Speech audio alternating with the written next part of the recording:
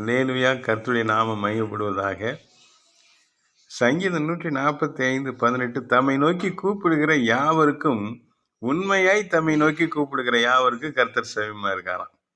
முதல்ல சொல்றாரு, தம்மை நோக்கி கூப்பிடுகிற யாவருக்குன்றாரு. அப்புறம் என்ன செய்யறாருன்னா, உண்மையா தம்மை நோக்கி கூப்பிடுறது.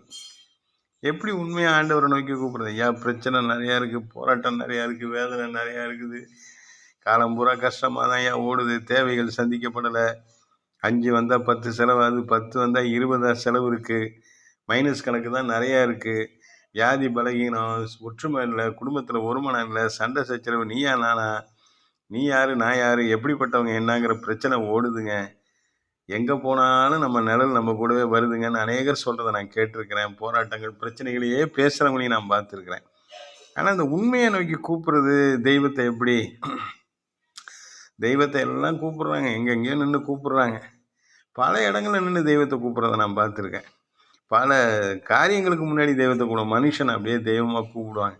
நீங்கள் தாங்க காப்பாற்றணும், நீங்கள் தாங்க உதவி செய்யணும், நீங்கள் தாங்க நடத்தணும்பாங்க. சில பேர் போய் ஒன்றுமே சக்தி இல்லாத இடங்கள்லாம் நிற்பாங்க.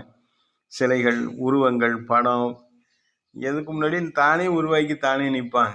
நான் அவங்களெல்லாம் குறை சொல்லலை, அந்த நம்பிக்கையெல்லாம் நான் குற்றம் சொல்லலை. ஆனால் உண்மையாக கூப்பிடணும், உண்மை உள்ளவரை கூப்பிடணும், உண்மையான இடத்துல கூப்பிடணும், உண்மையானவரை கூப்பிடணும், உண்மை உள்ள இடத்துல கூப்பிடணும். உண்மையாக தாழ்த்தி உங்கள் இருதயத்தின் ஆழத்துலேருந்து கூப்பிட்டா உங்கள் ஜபத்துக்கு பதில் கிடைக்கும். யார் உண்மையானவர்? நம்மை படைத்தவர். நம்ம படைத்ததோடு இல்லை, பாதுகாக்கிறார், பராமரிக்கிறார், பூரணப்படுத்துகிறார், நித்திய வாழ்வை தருகிறார். அவர்கிட்ட கூப்பிடணும். அவரை எங்கே நின்று கூப்பிடணும்? கூப்பிட்ற 2 அல்லது 3 பேர் அவருடைய நாமம், இயேசு கிறிஸ்துவின் நாமத்தில் எங்கே கூடியிருந்தாலும் அவங்க வருவார். எங்கே நின்னாலும் இதுதான், அங்கே தான், இங்கே தான் அப்படின்னா எங்கே நின்று உங்கள் இருதயம் தான் ஆலயம்.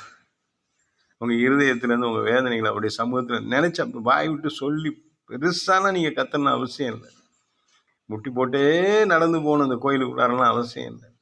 பயங்கரமாக நீங்கள் உடம்பெல்லாம் காயப்படுத்திக்கணும், அப்படியே பட்டினி கிடந்து சாகணும் அப்படிலாம் இல்லை. போட்டு உடம்பை கீறிக்கணும், அதை தூக்கணும், இதை தூக்கணும், இந்த ஜாமானை கொண்டு போய் காணிக்க கொடுக்கணும், தலைமுடியை கொடுக்கணும், ஆடு வெட்டணும், கோழி வெட்டணும், மாடு. ஏங்க அந்த உயிரெல்லாம் போட்டு பாவமாக? அதுக்கு பாவம் என்ன? ஏன் பாவத்தை கூட்டுறீங்க? உண்மையாக கூப்பிட்றதுனா ஒன்றும் இல்லை. உங்கள் இருதயத்தில் ஆழத்திருந்தாப்பா, நான் யாருக்கும் கெடுதல் பண்ண மாட்டேன், இந்த சமுதாயத்துக்கு நான் தீங்கு செய்ய மாட்டேன், நல்லவனாக இருப்பேன், என்னை ஆசீர்வதிங்க. ஒப்பு கொடுத்து உங்கள் இருதயத்தின் ஆழத்துலேருந்து, நல்ல உள்ளத்துலேருந்து மௌனமாக உங்கள் நினைங்க. இருதயத்தில் நினைச்சா போதும், இன்னைக்கு உங்களுக்கு ஆசீர்வாதம் வந்துருச்சு, இன்று வந்து விட்டது. அல்லேலூயா.